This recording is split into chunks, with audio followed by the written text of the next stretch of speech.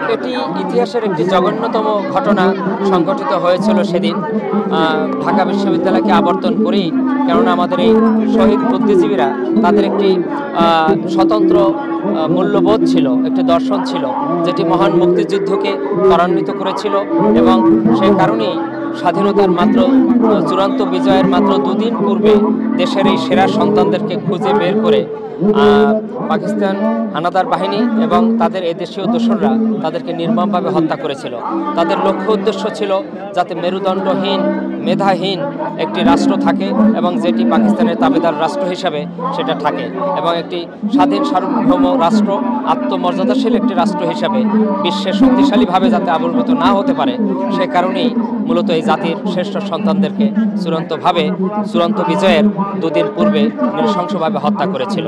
এবং এখন আমাদের আজকের দিনে যে প্রত্যাশা সেটি হলো এই বুদ্ধিজীবীরা তারা একটি বিশেষ মূল্যবোধ ধারণ করতেন, যে মূল্যবোধ আমাদের মহান মুক্তিযুদ্ধকে তাড়িত করেছিল, মহান মুক্তিযুদ্ধকে উদ্বেলিত করেছিল, মহান মুক্তিযোদ্ধাদের জীবন দর্শন করতে ভূমিকা রেখেছিল।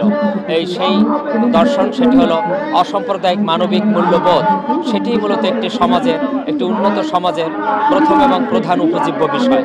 আমরা চাই বাংলাদেশ হবে অনেক মানবিক, বাংলাদেশ হবে অনেক অসাম্প্রদায়িক, যেটি আমরা মহান মুক্তিযুদ্ধের মধ্য দিয়ে অর্জন করেছি। যে স্বপ্ন জাতির পিতা বঙ্গবন্ধু শেখ মুজিব আজীবন লালন করেছেন এবং যেটির আলোকে বঙ্গবন্ধু কন্যা প্রধানমন্ত্রী শেখ হাসিনা রাষ্ট্র পরিচালনার ক্ষেত্রে বহিঃপ্রকাশ ঘটিয়ে আজকের এই রাষ্ট্রকে একটি আত্মমর্যাদাশীল উন্নত বাংলাদেশ হিসাবে আন্তর্জাতিক পরিমণ্ডলে উন্নয়নের রোল মডেল হিসেবে স্বীকৃতি পাচ্ছে। এটির ধারাবাহিকতা যতদিন আমরা মহান মুক্তিযুদ্ধের চেতনায় উজ্জীবিত থাকব, যতদিন শহীদ বুদ্ধিজীবীদের যে জীবন দর্শন, অসাম্প্রদায়িক এবং মানবিক বাংলাদেশ বিনির্মাণের স্বপ্ন, সেটি যতদিন পর্যন্ত আমরা ধারণ করব, ততদিনই মূলত বিশ্ব দরবারে বাংলাদেশ একটি মর্যাদাশীল উন্নত রাষ্ট্র হিসাবে প্রতিষ্ঠিত হওয়ার সুযোগ লাভ করতে পারবে।